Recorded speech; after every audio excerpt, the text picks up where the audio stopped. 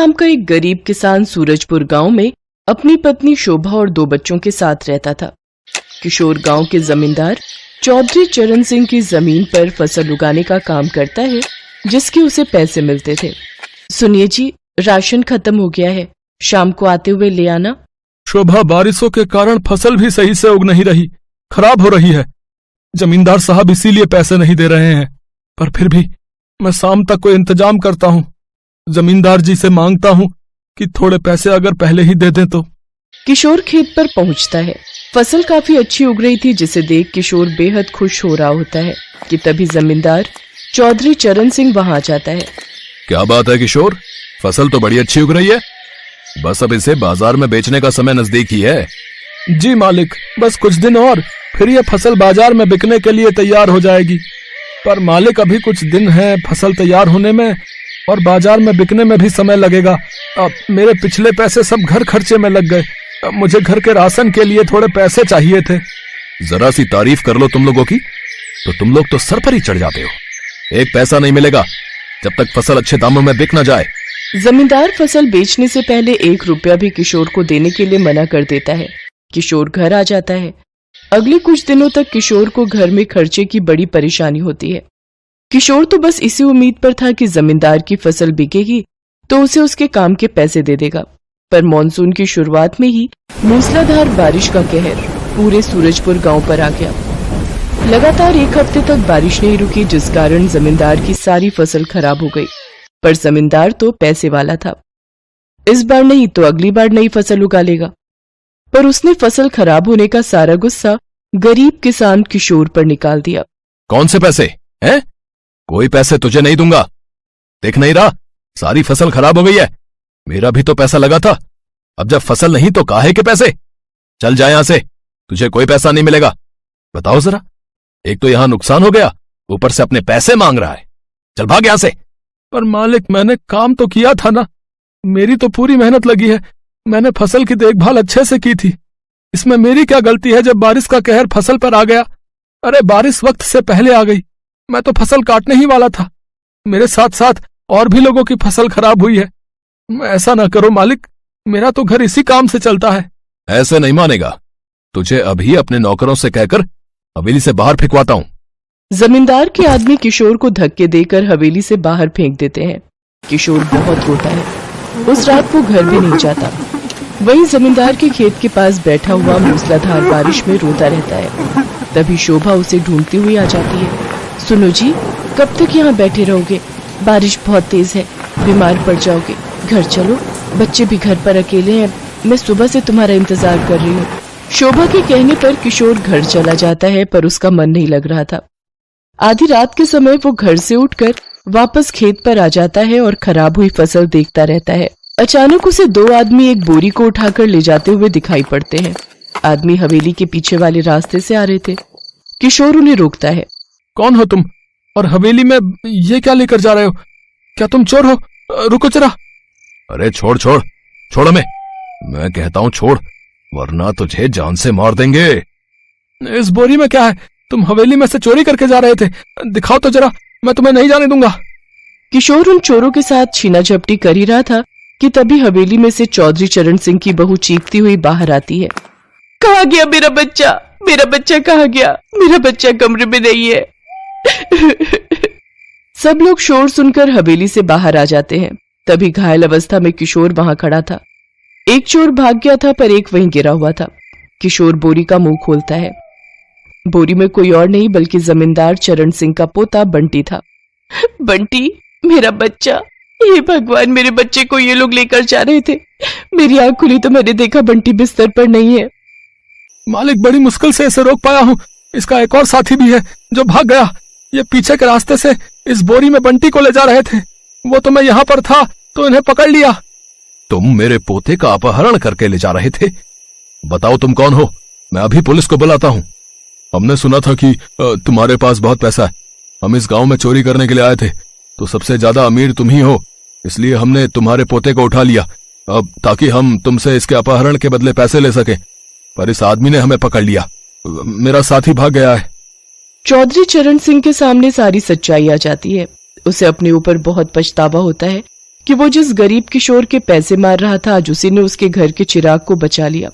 चौधरी के बहू बेटा और पत्नी भी किशोर को धन्यवाद कहते हैं। चौधरी चरण सिंह किशोर से माफी मांगता है और उसकी मेहनत के पैसे उसे देता है। किशोर को अपनी मेहनत के पैसे मिल जाते हैं और वो खुशी खुशी घर लौटता है। अगली फसल तैयार करने के लिए जमींदार किशोर को एडवांस में ही पैसे दे देता है। उसने एक गरीब किसान की मजबूरी को समझा और उस दिन से अपने व्यवहार को बदला। एक बार की बात है, किशनपुर गांव में महेश नाम का व्यक्ति अपनी बीवी रमा, 6 साल की बेटी पिंकी और 8 महीने के बेटे बिट्टू के साथ रहता है। जिंदगी एक पल में कितनी बदल जाती है, इसका सबसे बड़ा उदाहरण है महेश। वो एक केमिकल फैक्ट्री में काम करता था।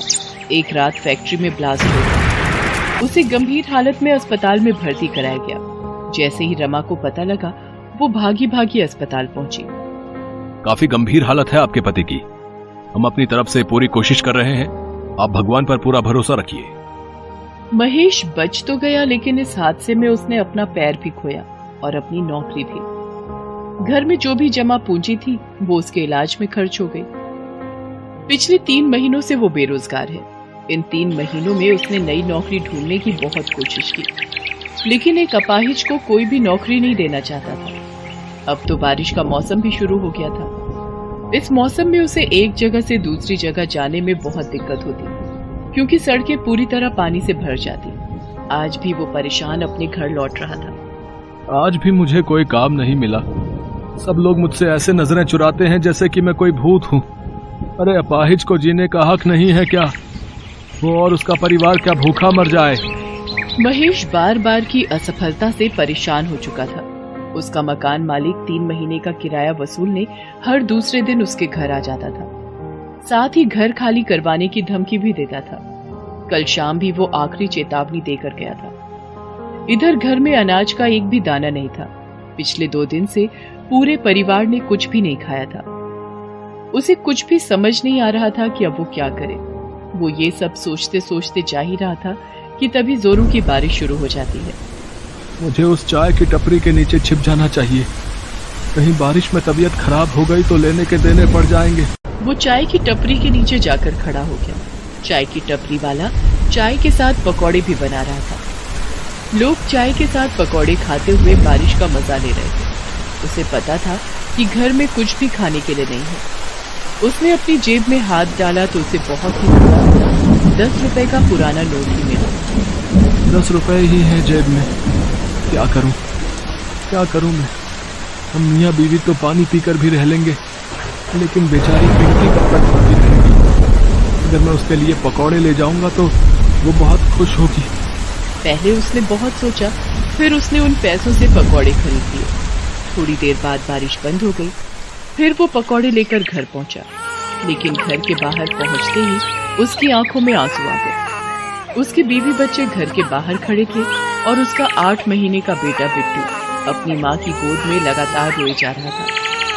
पिंकी सहमी हुई अपनी माँ का आंचल पकड़कर खड़ी थी और उनका मकान मालिक उनका बचा खुचा सामान सड़क पर फेंक रहा था।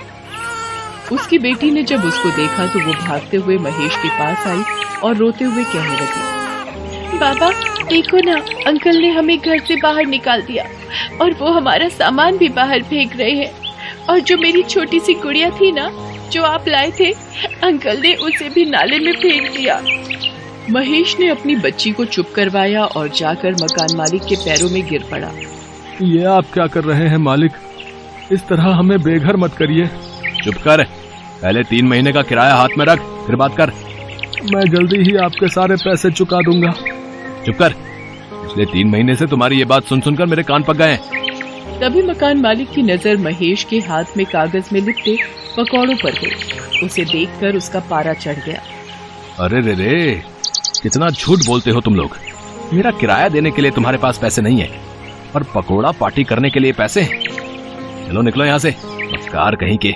ये कहकर उसने उन पकौड़ों को उसके हाथ से छीनकर फेंक दिया। फिर वो अपने घर में ताला लगाकर निकल गया। महेश और उसकी पत्नी गिड़गिड़ाते रहे, लेकिन वो तो निर्दयी बना रहा। अब हम कहाँ जाएंगे जी? पता नहीं रमा, लेकिन कहीं तो जाना होगा ना। छोटा मोटा सामान अपने सिर पर उठा वो सड़क पर निकल गए और तभी एक बार फिर से जोरों की बारिश शुरू हो गई। वो बारिश से बचकर कहीं छिपना चाहते थे, लेकिन कहीं दूर दूर तक कोई जगह नहीं। रमा अपने छोटे से बेटे को अपने सीने से लगाए चली जा रही थी। तभी बारिश के साथ साथ ओले भी गिरने लगे। हे भगवान, गरीबों को तकलीफ देने में आपको बहुत मजा आता है ना। बारिश तो हो ही रही थी, अब ओले भी पड़ने लगे। लेकिन तभी महेश की नजर सड़क पर पड़ी सीमेंट की पाइप पर गई। उसने सबको पाइप में छिपने के लिए कहा, लेकिन पाइप तक पहुंचने से पहले दुर्भाग्य से ओले का एक बड़ा सा टुकड़ा पिंकी के सिर पर गिर गया। उसके सिर से खून बहने लगा और वो बेचारी जोर जोर से रोने लगी। रमा ने झट से अपनी गोद से बिट्टू को उतारकर महेश के हाथ में दिया और अपनी साड़ी का पल्लू फाड़कर पिंकी के सिर पर बांध दिया। माँ, सिर में बहुत दुख रहा है। रो मत मेरी बच्ची, ठीक हो जाएगा। वो सभी पाइप के अंदर बैठ गए और बारिश के रुकने का इंतजार करने लगे, लेकिन बारिश रुकने का नाम ही नहीं ले रही थी। तभी उन्होंने देखा कि उनके सीमेंट वाली पाइप से कुछ दूरी पर एक बड़ी सी गाड़ी आकर रुकी। उसमें से 2 कपल बाहर निकले और बारिश में भीगने लगे। बारिश में भीगने का अपना अलग ही मजा है ना काजल। सच में अखिल, बारिश में भीगना और उसके बाद गर्मा गर्म पकौड़े खाना जन्नत सा मजा देता है। काश ये बारिश पूरी रात होती रहे तो मजा आ जाए। एक और महेश का परिवार बारिश के रुकने का इंतजार कर रहा था और दूसरी ओर कोई पूरी रात बारिश चाह रहा था। कितनी असमानता है ना भगवान की बनाई इस दुनिया में। महेश और उसकी बीवी यही सोच रहे थे, साथ ही बारिश के रुकने का इंतजार भी कर रहे थे। लेकिन बारिश नहीं रुकी और वो और भी तेज होती गई। सड़कों पर पानी भरने लगा और लगातार 2 दिन से हो रही बारिश के कारण बाढ़ वाली स्थिति पैदा होने लगी। उन लोगों की सीमेंट वाली पाइप में भी पानी आ गया। पानी उनके सीने तक पहुंच चुका था। रमा, हमें बच्चों को लेकर कहीं ऊंचे स्थान पर जाना होगा, नहीं तो हम सब डूब जाएंगे। तभी महेश ने पिंकी को अपने कंधों पर बिठाया और किसी सुरक्षित जगह की तलाश में आगे की ओर जाने लगा। तभी पानी का एक तेज बहाव आया और महेश का नियंत्रण बिगड़ गया और वो गिर पड़ा। पिंकी भी गिर पड़ी और वो पानी के तेज बहाव की चपेट में आ गई और पानी में डूबने लगी। पापा, पापा बचाओ मुझे, मैं डूब रही हूँ पापा, पापा। एक तो 2 दिन से भूखा परिवार, ऊपर से बारिश का कहर। महेश चाहकर भी अपनी बच्ची को नहीं बचा सका और पिंकी पल में ही उनकी आंखों से ओझल हो गई। पिंकी, पिंकी कहाँ हो तुम? पिंकी, आए मेरी बच्ची। लेकिन पिंकी ने कोई जवाब नहीं दिया। आज महेश खुद को बहुत ही असहाय महसूस कर रहा था और एक असहाय पिता की तरह ऊपर आसमान की तरफ देखकर कहने लगा, भगवान, तुम्हें जरा भी दया नहीं आती क्या हम गरीबों पर? पूरे पत्थर हो गए हो क्या? पहले तो मुझे अपाहिज कर दिया और फिर दाने दाने को मोहताज कर दिया, फिर सिर से छत भी छीन ली और अब मेरी बच्ची को भी ले गया। कान खोल कर सुन ले, तू मेरे लिए भगवान नहीं, पत्थर है पत्थर। वे उस बाढ़ से किसी तरह बचने की कोशिश कर रहे थे, लेकिन उनके पैर जवाब दे चुके थे। भूखा शरीर अपनी ताकत खो चुका था। उनके पैर लड़खड़ा रहे थे और वो भी इस बाढ़ की चपेट में आकर डूबने लगे। हालांकि तब भी उन्होंने हाथ पैर मारे, लेकिन भूख ने उन्हें कमजोर बना दिया। दोनों एक दूसरे को पुकार तो रहे थे, लेकिन पानी के बहाव में वे पुकार अनसुनी हो रही थी। रमा, रमा, बिट्टू। लेकिन शायद मौत अभी उनके हाथ की रेखाओं में नहीं दिखी थी। तभी तो वो पानी में गिरकर बेहोश हो गए थे और बहे जा रहे थे।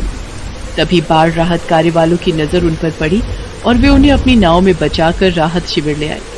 इस बारिश में हम तीनों तो बच गए रमा, लेकिन इसने हमसे हमारी पिंकी को छीन लिया, हमसे छीन लिया रमा। वे दोनों एक दूसरे को पकड़कर रो रहे थे कि तभी एक नन्ही सी बच्ची, जिसके हाथों में बिस्किट और ब्रेड का पैकेट था, वो पैकेट उसको राहत शिविर वालों ने दिया था, उनके पास आई और पीछे से आकर बोलने लगी, बाबा, बाबा, क्यों रो रहे हैं आप लोगों को भी भूख लगी है ना? ये लीजिए ब्रेड खाइए, अंकल ने मुझे दी थी, मैं आप लोगों का ही इंतजार कर रही थी। वो आवाज पिंकी की थी। पिंकी को देखकर महेश और रमा फूट फूट कर रोने लगे। पिंकी को भी राहत कार्य वाले बचाकर शिविर में ले आए थे। अपनी बच्ची को जिंदा देखकर वो लोग ऊपर वाले को देखकर उसका शुक्रिया अदा करने लगे। पूरे 1 महीना वो लोग राहत शिविर में रहे। उसके बाद सरकार ने उन्हें कुछ पैसे मुआवजे के तौर पर दिए, जिससे वो नई जिंदगी की शुरुआत कर सके। आज महेश एक चाय पकौड़े की दुकान चलाता है। उसकी जिंदगी अब पहले से बेहतर हो गई है। बारिश ने परीक्षा तो ली उसकी, लेकिन उसी बारिश ने उसे फिर से अपने पैरों पर खड़े होने का मौका भी